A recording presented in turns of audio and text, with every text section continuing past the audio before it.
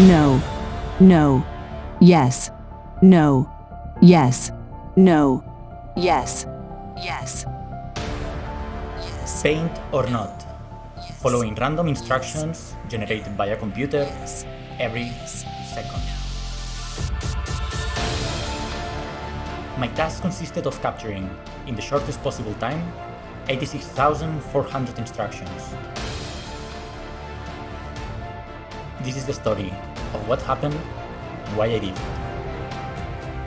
Hello, my name is Daniel and this is an experiment. Chances are that you are watching this video on a digital platform, which means that I must be surrounded by a ton of stimuli right now, all fighting for your attention.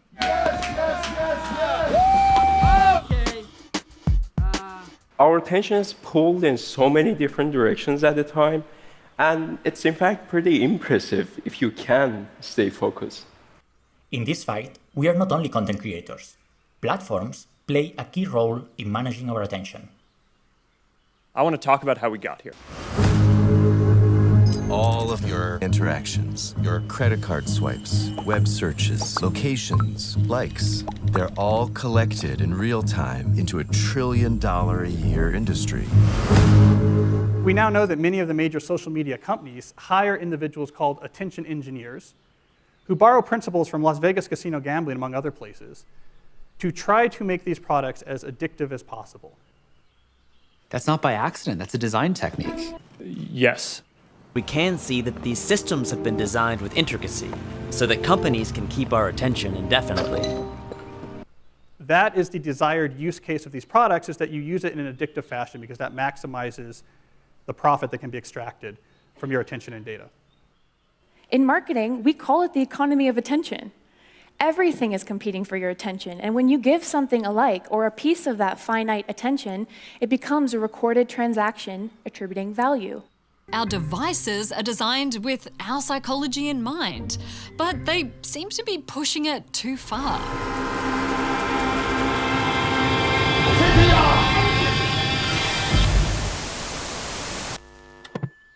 If we understand attention as a limited resource that can be exploited, where exactly is its limit?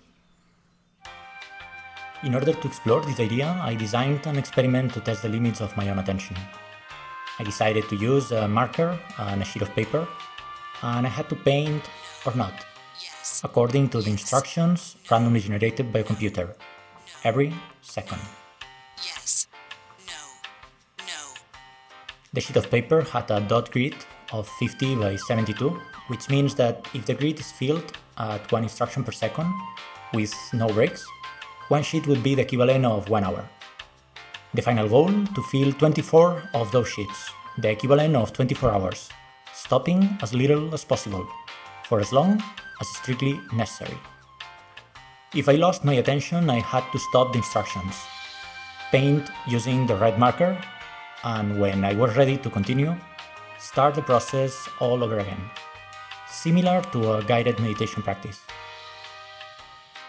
Notice that I had no idea about the amount of time I would need to complete the 24 sheets and how my mind or body would respond to a situation like this. And now that you know the mechanics behind the experiment, it's time to tell you the story of what happened.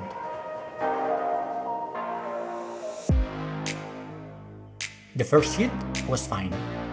It was a little hard to concentrate with Poncho around documenting the process, but hey, no complaints, all the opposite. It was very nice from him to help me with this. On the second sheet, the pains began. Pain in my back and later in my forearm, from holding the marker too tightly. The rhythm set by the computer left very little room to listen to the body and correct or adapt postures at the right time. So it was very easy to accumulate tension without realizing it, until some part of my body started to complain. For the first few hours, I was worried that the physical pain would force me to stop. But by spending the breaks stretching, I kept it under control until the very end. Yes, no, no, yes, yes. I found it interesting to see on the third sheet how I could think about other things while following instructions. I had my doubts before the experiment whether the mind could wander without interrupting the process or not. And It was curious to see how thinking would sneak in between instruction and instruction, but not with short independent thoughts, but rather I was able to keep the same train of thought, but sliced, as if I were observing it under strobe lights. Yes. No. Yes. With sheet number 6, a mild headache appeared. My neck and face were hot, although my body felt cold. I also observed how my mind began to plot escape plans, to imagine excuses I could give myself to end this nonsense. Number 7 of 24. I had a hard time here following instructions. My eyes were closing, so I decided to stop to get some sleep. When I woke up, my back was better and my arm didn't hurt, but it felt weak. I activated the computer again, and I was surprised to hear that the instructions went super fast. It was very difficult for me to follow them. They went too fast. Obviously, I knew that they were going at the same speed as always, that I just woken up, and that I'm the one who was going slower than usual. I needed a few minutes to readjust my perception of time.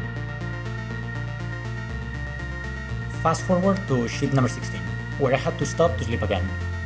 That was the third time I had to take this longer break, and by then it was clear to me that after some sleep, I would have to struggle against the speed of the instructions until my mind fully awakens.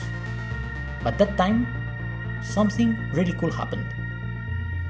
In that process of readjusting my internal clock, I synchronized myself with the speed of the instructions in a way that had not happened before.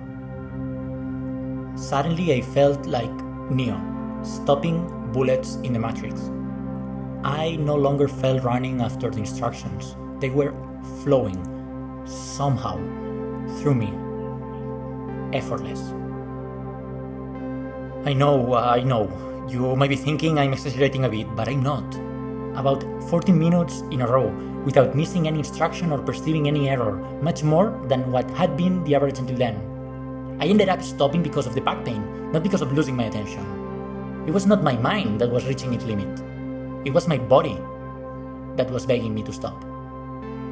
I kept trying to get back into that state and stay in it for as long as possible until the end of the experiment. I tried again and again, and my technique improved as a byproduct. As I completed the last sheets, I had some moments here and there where I could capture blocks of instructions, almost without realizing it. But unfortunately, nothing similar to stopping bullets. Now, let's take a closer look at the information collected during the experiment. As we already know, each sheet had room to contain the exact amount of 3,600 instructions, the equivalent of an hour if counted at 1 instruction per second. We also know that the red points represented those moments in which I had to stop because I've lost my attention, but although they occupied 1 square, they did not equal to 1 second. After the experiment, I can process all the information to visualize the real time needed to complete each sheet, expanding the red points until they occupy the exact number of seconds corresponding to each break. And if we put it all together, we can see every second of the experiment in a single image. Almost 48 hours in total to capture 24 hours of attention. But wait, did I really capture my attention during the experiment? Yes. Can I really talk about attention if my mind was able to think about other things while I was following the instructions? No. Yes. Yes. Maybe I have not been measuring my attention. Yes. Maybe what I have been measuring has been just my ability to respond to specific stimuli in a very specific way. Maybe when I suddenly felt like Neo stopping bullets in the Matrix, it was not that I had discovered an unknown source of unlimited attention, but just some sort of improvement in my technique after hours and hours of intense practice. We create metrics with the intention of managing the value of human activity, but instead of optimizing the value that our activity can bring to the rest of the social whole, we focus on optimizing the metrics, disconnecting them from the realities they try to represent in a collective, dissociation. And the moment the metrics become the ultimate goal, our behavior will take the form that best suits them. And even if it seems pointless to some, it doesn't matter, because the rest won't care.